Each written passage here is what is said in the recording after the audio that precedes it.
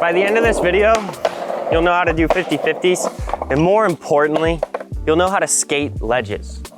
You'll fix some common logical mistakes beginner and intermediate skaters always make. I'm really excited for this video because I get a lot of messages asking about ledge tutorials and whatnot, so I really hope you guys find this beneficial. Make sure you like and subscribe to the channel so you never miss a video from us. Also, thank you guys. We're over 430,000 subscribers. It's crazy. We've got millions and millions and millions and millions and millions of views this month. It's pretty wild. Been getting recognized at like the airport and coffee shops and stuff like that. It's a huge trip and wouldn't be possible without you guys. So without further ado, skate some ledges. If you want to do a backside 50-50, the first thing you have to understand is how to get up and over the ledge. We're gonna pause and use a crack on the ground to explain the logic and then apply it to the ledge. Instead of trying to jump backwards and to drag your board over the ledge this way, we're gonna use forward speed to put our trucks in the right place. The way that works is like this. If I'm skating towards the ledge and I do an ollie, that will put my back trucks over the rail. All I have to do from there is rotate 45 degrees and then we're grinding. So instead of skating next to the ledge and trying to drag ourselves backwards over it, I want you to skate slightly more at the ledge and just do a 45-degree rotation. As you get better, it'll be a combo move. It'll be dragging yourself backwards over the ledge. That's no problem.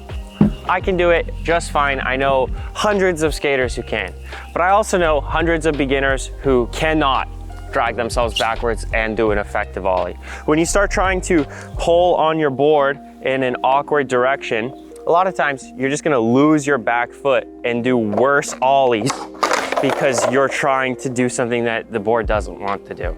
By reframing the logic as a 45-degree rotation, you can easily visualize getting your back trucks up and over the ledge and just doing a small rotation to start the grind. Let's see what that looks like on the ledge. Oh my God.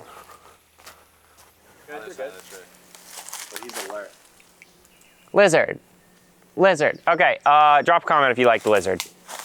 To approach a 50-50 properly, let's lay some ground rules first. You want to be able to comfortably ollie onto the ledge if you were just skating straight at it this way. Meaning you can pop, land all four wheels on top confidently and comfortably. Oftentimes, I get a lot of videos or submissions asking me to help with 50-50s. And they're going towards a ledge that they aren't comfortable ollieing onto.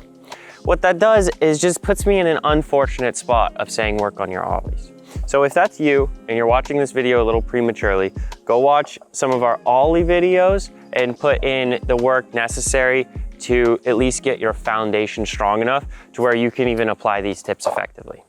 My goal here is to make it as easy as possible to get your back trucks where they're supposed to be. The 50-50 is built off of the back trucks, no matter how you look at it. If you're missing your back trucks, there is nothing you can do.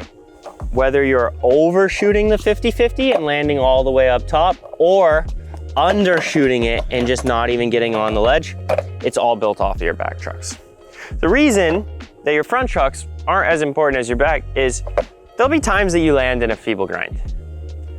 That's sort of okay. You can just tic-tac through the 50 or readjust all the way back into it. Your back trucks are where your weight will be positioned, and it's how you ollie off of the ledge as well. The logic for locking in on a ledge goes like this. You're gonna skate at the ledge at an angle where you could ollie straight and put your back trucks into position. Then all you have to focus on is rotating a couple of degrees to try to put your front trucks on the ledge as well. I'll show you an example.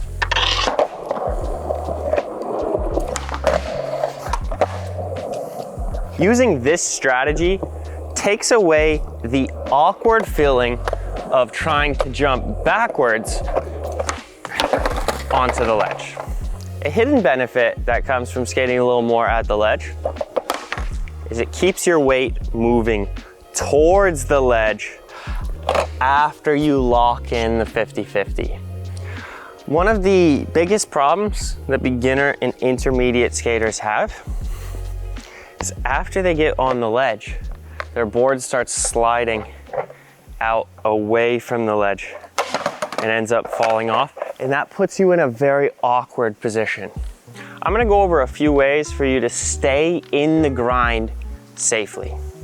The number one technique you can use to stay in the grind is to bend down and let your hips sit over your heels and lean your chest down. What this does is creates an angle of attack at the ledge where you're slightly pitched forward.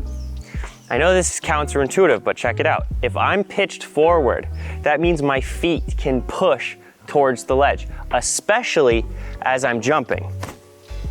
You want your energy going towards the rail, not away from it.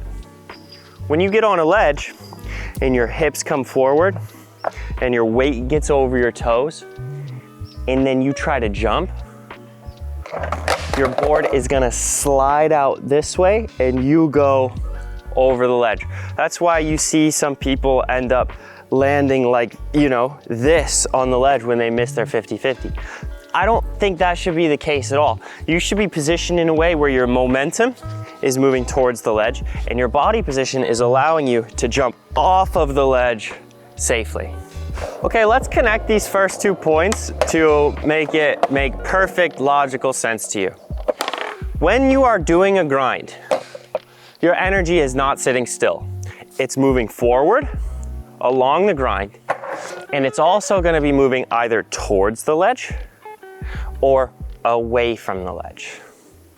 This means that if you go at the ledge with a little bit of an angle, after you land on it, your energy will continue pushing that direction into the ledge. So you can counter that energy by pitching yourself a little bit forward and to hold it on the edge of the rail and just let that momentum that you have push you into the ledge for, I don't know it actually quantified, maybe one second or 2 full seconds. Then, after you get pushed down into the ledge, then you just let it rebound and you ollie right off. It's a flow. It's much like skating a ramp. If you can pump and do a kick turn, it's a very similar rhythm. That whole time during that squat, I'm feeling that momentum pushing me towards the rail. And then we're just leaning and jumping off once it rebounds. Don't move too quick and don't move too slow, because if you move too slow, your momentum will stop going towards the ledge, and then that puts you in an awkward position as well.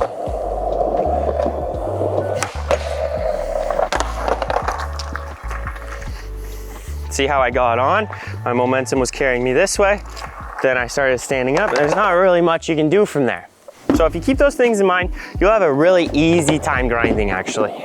Here's a hidden mistake that most people don't know about.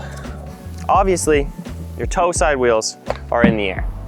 So if you lean over your toe side wheels, they're not gonna catch anything and you're not gonna roll. It's not the same story for the heel side. Especially if you're on your front foot, if you lean on that heel side wheel, you might turn yourself out of the grind. I see this all too often. Someone has a really good 50-50, maybe even they're cross-locked like some sort of professional, but all their weight is up here on this front heel side wheel and they just skate out of the 50 for no reason. So what you can do to avoid this is keep a little bit more weight on your back foot than your front foot. You're much less likely to turn out towards your heel side if you have your weight on your back wheels.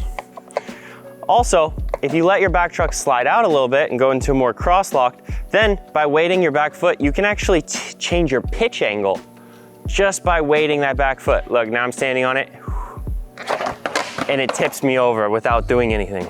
You can use that tip relative to the amount of momentum you have going towards the ledge. So if you're going, 45 degrees pretty quick, you can do a deep cross lock and stay in the 50 pretty easy. It's up to you to kind of find that balance, but I at least wanted to point out that that exists.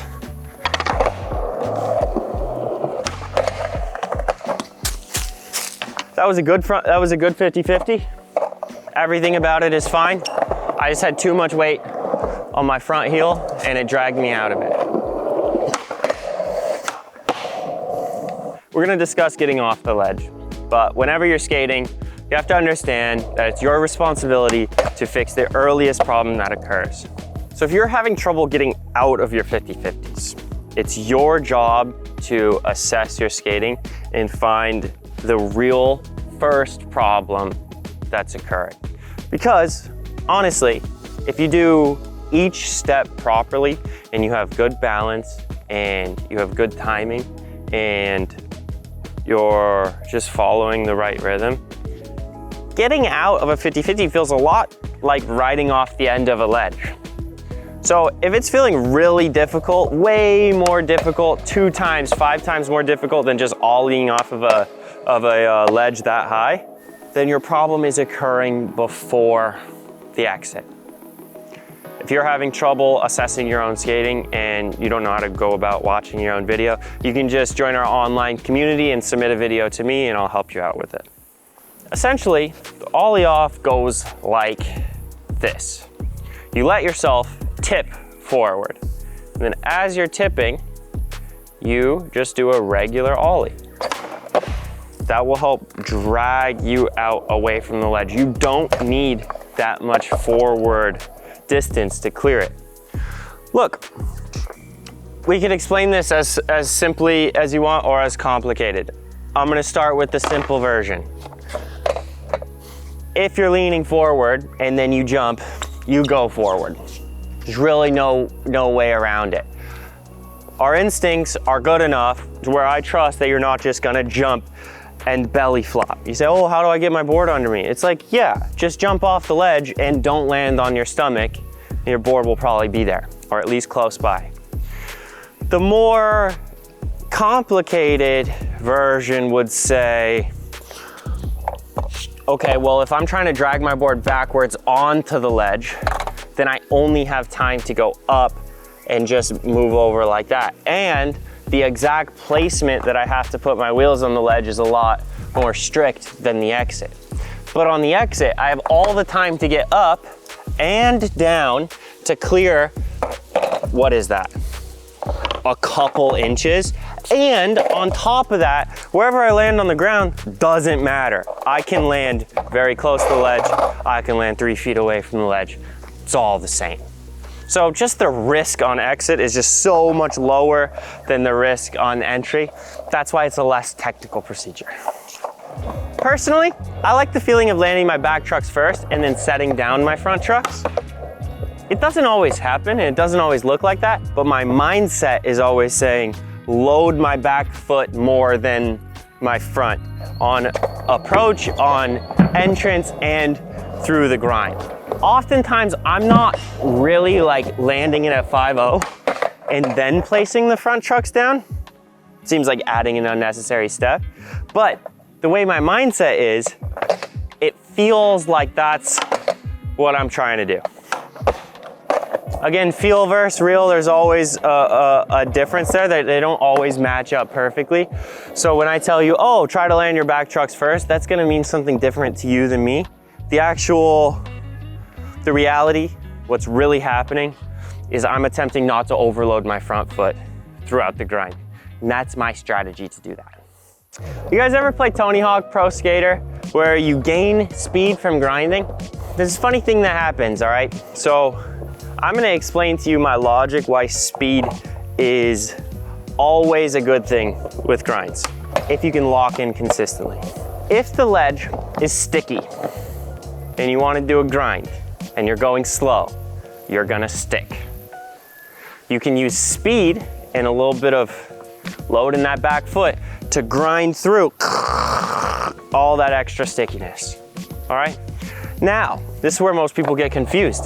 If the ledge is super slick and waxed, and you get on the ledge and it starts speeding you up like Tony Hawk Pro Skater.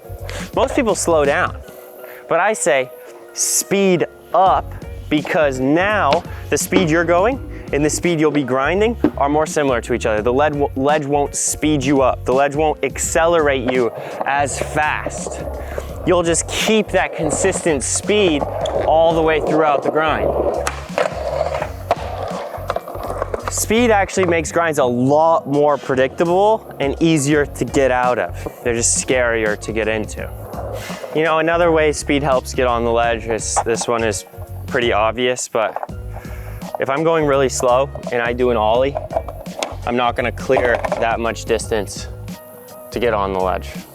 Where if I'm going faster, now if I want, I can Ollie like way over the rail. So that lets me go at less of an angle, because then I can do a straight Ollie and get all the way onto it. Those are pretty much all the important pieces of a backside 50-50. Let's check out frontside 50s. For frontside 50-50s, we can apply a lot of the same logic that we use for backside. This means you don't have to try to drag your board forward onto the ledge. It's really hard to move your Ollies laterally, especially as a beginner. I've been skating a long time. I don't have as much of an issue going either way, but for a lot of you guys, that's the biggest complaint with 50-50. So what we're trying to do is solve that problem and to make it easier for you to comprehend how you might get your back trucks over the ledge without having to do that. So we're gonna pitch ourselves towards the ledge, I don't know, 30, 45 degrees. Use your instincts and do an Ollie, essentially. So if you were to go straight, your back trucks would be in the right spot. And then you just rotate a couple of degrees to get your front trucks on. This takes away that urge to try to slide your back trucks forward laterally. Then you can just use a little bit of rotation to get you into the right spot. So really, all I have to do is rotate a couple of degrees front side and doing a 50-50. It's beneficial to aim your heel side wheel up against the rail. That will just lock you in pretty strong. Okay, so your momentum and your body position, not like this. So once you're on the 50-50, you have to realize that since you came at an angle, your momentum is gonna be carrying into the ledge. So when you bend down, if you bend down forward, your knees go up over your toes, you're falling this way, that combined with your momentum will definitely drag you out of the 50-50 and up too far over the ledge. So what you're gonna wanna do is sit down off the heel side rail. I'm gonna show you the balance actually without grinding, and then you can put the pieces together. I'm obviously gonna fall off heel side. See how it tipped me back until I fell? But my upper body wasn't leaning back. I was just sitting and I let it tip me over. So that tip, heel side, is gonna be countered by our momentum towards the ledge. So even if you're pitched at an angle, you can stay on it pretty easily. Okay, what happens if you do try to lean back this way? Actually, one of the big problems, there's so many problems. There's so many problems with that. You can't see anything because you're leaning like this. You can't jump because your knees don't want to bend the right way when you're leaning back. If you do lose balance and your board does slip off the rail, you're just in a terrible spot. Keep your hips back, keep your chest down, and learn how to pitch yourself forward and backwards without really changing that body position. Then Ollie on and Ollie off the ledge like normal. Thanks for watching.